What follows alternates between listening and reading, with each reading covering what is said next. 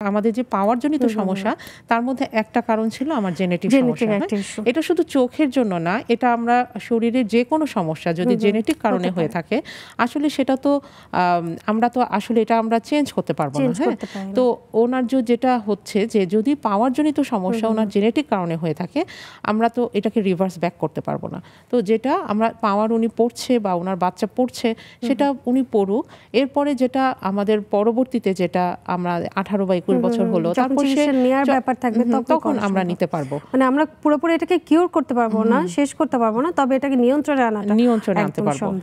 আমাদের শিশুদেরকে আমরা সবসময় চাই যে সুস্থ স্বাভাবিক সে জীবনযাপন করুক, সে সুস্থ থাকুক। জেনেটিক সমস্যা ছাড়া আসলে তার চোখটাকে কিভাবে ভালো রাখা সম্ভব যাতে এই পাওয়ারের সমস্যাটা না হয়? আসলে এটা হচ্ছে আমাদের গর্ভ থেকেই, মানে মায়ের গর্ভকালীন সময় থেকে আমাদের কিছু কিছু ব্যাপারে একটু সচেতন হতে হবে। তার মধ্যে একটা হচ্ছে আমাদের অবশ্যই অ্যান্টিনাটাল চেকআপটা নিয়মিত করতে হবে।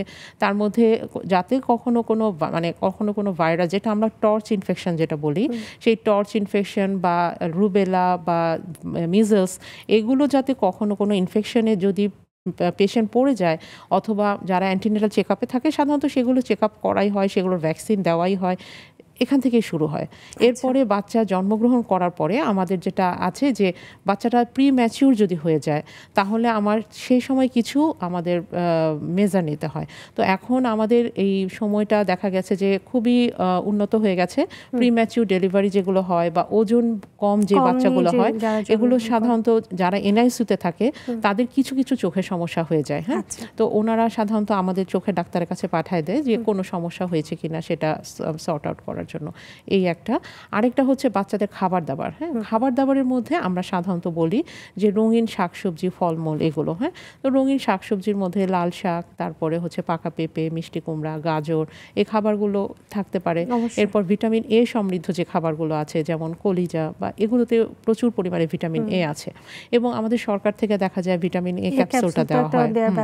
তো এই যেগুলো ভিটামিনগুলো দেওয়া হয় সেগুলো নিয়মিত নেওয়া, বাচ্চাদের খাবার দাবারের দিকে লক্ষ্য রাখা। আরেকটা হচ্ছে যেটা আমরা বাচ্চারা খেলাধুলা করবে, প্রচুর পরিমাণে খেলাধুলা করবে, শুধু লেখাপড়া না, মানে কোয়ালিটি টাইম পাস করবে। একদম। এগুলোর মাধ্যমে আসলে আমরা চোখে যাতে পরবর্তীতে কোনো সমস্যা না হয় সেগুলো আমরা রোধ করতে পারি, নিশ্চিত করাটা আসলে সম্ভব।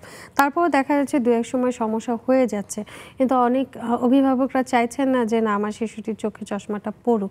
সেই ক্ষেত্রে আসলে তাদের জন্য কিছু বলবেন যে আসলে কি ব্যবস্থা গ্রহণ করতে পারে? আসলে আমরা প্রতিদিনে আমাদের যেমন কাপড় চোপড় বা যেগুলো সব কিছু পরি সেটার মতোই আমাদের চশমাটাকে একটা সঙ্গী হিসেবেই নিতে হবে। হ্যাঁ, এখন দেখা যায় যে স্কুলে বা সবখানে এখন অনেকেই চশমা পড়ছে, তো বাচ্চাদেরকে ওটা বোঝাতে হবে যে চশমাটা ওইভাবে করেই পড়তে হবে।